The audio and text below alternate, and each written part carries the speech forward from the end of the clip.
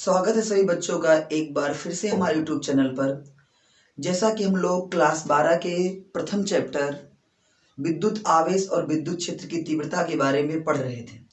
अब इसके आगे हम लोगों ने पढ़ा था कि इसका इंट्रोडक्शन क्या होता है। इसके बाद हमने जाना कि प्रोटॉन जब निकलता है किसी भी एटम्स में से तो किस प्रकार के केसेस होते हैं, कैसे रेडियो एक्टिव पदार्थ बन जाता है। आज हम जानेंगे कि किस प्रकार से किसी भी वस्तु पे पॉजिटिव चार्ज और निगेटिव चार्ज आता है। इसके बारे में आज हम लोग चर्चा करने वाले हैं। तो हम पहले ये जानने का प्रयास करेंगे। मैंने आपको बताया था इसके पहले वाले वीडियो में कि कोई भी जो एटम्स होते हैं, कोई भी जो एटम्स बोले तो परमाणु होते हैं, वो आपके विद्युत के उदासीन होते हैं और न्यूट्रल होते हैं। और न्यूट्रल कोई चीज तब मानी जाती है जब उसके लिए एक कंडीशन लागू हो जाए कि जितने भी प्रोटॉन हो, बोले तो जितने भी पॉजिटिव हो, वो निगेटिव के क्या हो जाए, बराबर हो जाए। तो कोई भी वस्तु उदासीन तब मानी जाती है जितने उसमें प्रोटॉन हो और जितने उसमें इलेक्ट्रॉन हो, वो दोनों की संख्या आपस में बराबर हो जाए। अब हम बात समझते हैं। जैसे कि हम सपोज करते हैं कि हमारे पास एक एलिमेंट है सोडियम 11 Na23। आप लोग जान जाएं कि जो नीचे लिखा रहता है इसको हम बोलते हैं एटॉमिक नंबर इसको कहते हैं। और जो ऊपर लिखा रहता है इसको हम मास नंबर कहते हैं, इसको कहते हैं परमाणु क्रमांक, इसको बोलते हैं द्रव्यमान संख्या, बोलते हैं एटॉमिक नंबर। अब बात समझते हैं कि किसी भी एलिमेंट का जितना एटॉमिक नंबर होता है, ठीक उतने ही उसमें प्रोटॉन और इलेक्ट्रॉन पाए जाते हैं। तो इस सोडियम के एलिमेंट के लिए हम ये कह सकते हैं कि 11 Na23 है, तो इसके न्यूक्लियस में, इसके नाभिक में 11 प्रोटॉन है और इसके बाहर 11 इलेक्ट्रॉन इसका चक्कर लगा रहे हैं। तो अगर हम इसको बनाएं, इसका चित्र बनाए हम लोग, तो इस तरह हम पाएंगे कि ये आपका नाभिक है 11 प्रोटॉन का और इसमें इलेक्ट्रॉन चक्कर लगा रहा है। अब समझते हैं इस बात को कि आपको पता होगा कि जो इलेक्ट्रॉन होते हैं, आखिरी सेल जो होता है उसको हम संयोजी कोष बोलते हैं और उसमें पाए जाने वाले इलेक्ट्रॉनों को संयोजी इलेक्ट्रॉन कहते हैं। तो जो ये आपका संयोजी इलेक्ट्रॉन होता है, बाहर कहीं से भी ऊर्जा पा गया थोड़ा सा भी, तो वो अपनी कक्षा को छोड़कर आगे चला जाता है। तो यहाँ पे देखिएगा कि जब किसी भी एलिमेंट पर इलेक्ट्रॉन इसकी कक्षा को छोड़कर चला जाता है। सपोज कर रहे हैं कि ये आपका क्या है, सोडियम का नाभिक है, इसमें 11 प्रोटॉन होंगे, उतने ही इलेक्ट्रॉन भी होंगे। तो सपोज करते हैं इसमें से एक इलेक्ट्रॉन इसको छोड़कर चला गया, तो उस केस में इलेक्ट्रॉन बचेंगे इसमें 10। इलेक्ट्रॉन कितने बचेंगे? 10 बचेंगे। इस बात को ध्यान से समझिएगा कि जब ये न्यूट्रल फॉर्म में था, उदासीन अवस्था में था, तो इसके पास 11 प्रोटॉन थे और 11 इलेक्ट्रॉन थे। जब इसमें से एक इलेक्ट्रॉन इसकी कक्षा को छोड़कर चला जाता है तो इसके पास बचते होते हैं 11 प्रोटॉन और 10 इलेक्ट्रॉन। अब आप ये बताओ संख्या किसकी ज्यादा है, प्रोटॉन की कि इलेक्ट्रॉन की? तो आप सिंपल सा बताओगे कि सर प्रोटॉन की संख्या ज्यादा है।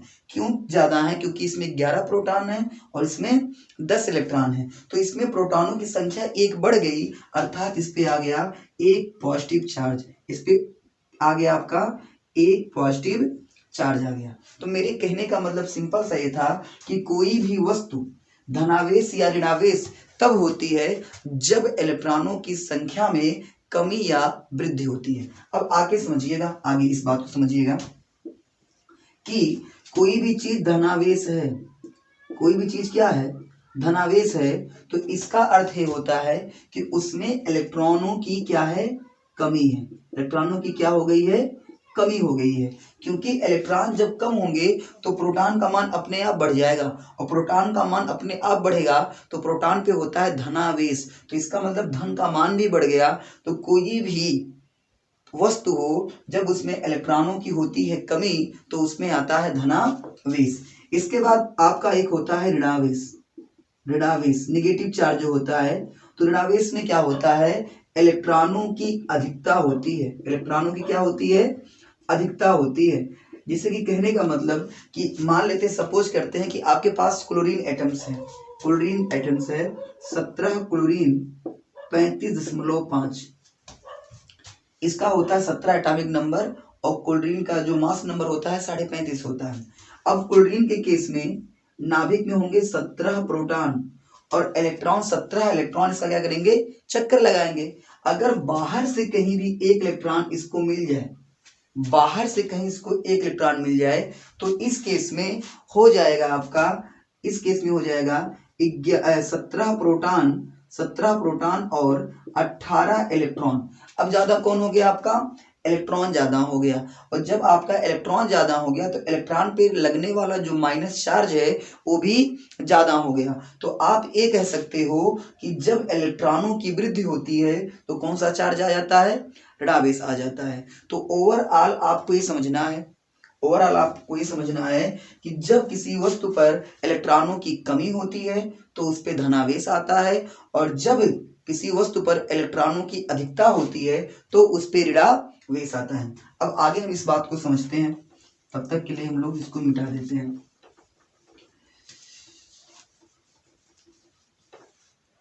चलिए देख लेते हैं आगे। आगे हम देख रहे हैं इस बात को कि हमने समझा कि जो धनावेश होता है, इधर देखते हैं, जो आपका धनावेश होता है वो तब उत्पन्न होता है जब इलेक्ट्रॉनों की होती है कमी। इलेक्ट्रॉनों की क्या होती है, कमी होती है। अब हमें ये बताइए कि अगर इलेक्ट्रॉनों की कमी हो रही है, अगर धनावेश में इलेक्ट्रॉनों की कमी हो रही है तो इसका मतलब ये हो गया कि इलेक्ट्रॉन का कुछ अपना भी वजन होता है। आप लोगों को पता होगा इलेक्ट्रॉन के बारे में, यहाँ पे कुछ एक्स्ट्रा पॉइंट आप समझ लीजिएगा। जो इलेक्ट्रॉन होते हैं, इलेक्ट्रॉन के खोजकर्ता, इलेक्ट्रॉन के खोजकर्ता आपके हैं जे टॉमसन, जे टॉमसन, इनको आप थॉमसन भी कहीं लिखा पाते हो, तो जे टॉमसन या थॉमसन इनको कहते हैं, खोजकर्ता जे टॉमसन है। इसके बाद होता है कि इलेक्ट्रॉन नामकरण कौन किया, इलेक्ट्रॉन का नाम किसने दिया, तो उस वैज्ञानिक का नाम है स्टोनी। क्या नाम है, स्टोनी नाम है, जिन्होंने इलेक्ट्रॉन का नामकरण किया। और इलेक्ट्रॉन पर जो आवेश होता है, इलेक्ट्रॉन पर आवेश जो होता है, आपको पता होगा कि -1.6 × 10⁻⁻19 कूलाम होता है। इसको मिल्टन ने प्राप्त किया था।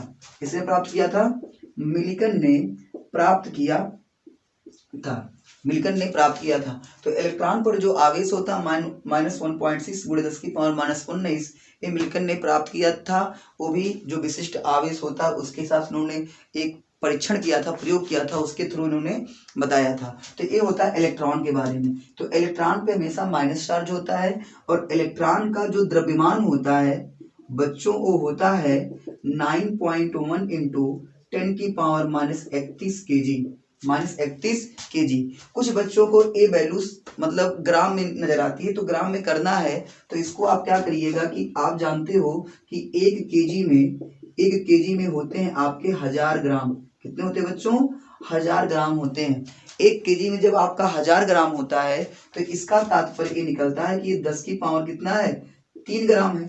10 की पावर कितना ग्राम है, 3 ग्राम है। अगर आप इसमें 10 की पावर 3 से मल्टीपल कर देंगे तो 3 जब घटेगा ये तो आ जाएगा आपका 28। कितना आ जाएगा, 28। तो इलेक्ट्रॉन का द्रव्यमान अगर ग्राम में देखा जाए, किसमें देखा जाए, इन ग्राम में देखा जाए तो इनका जो मान होता है 9.1 × 10⁻28 ग्राम आपको देखने को मिल जाता है। तो इतनी बात थी इलेक्ट्रॉन के बारे में।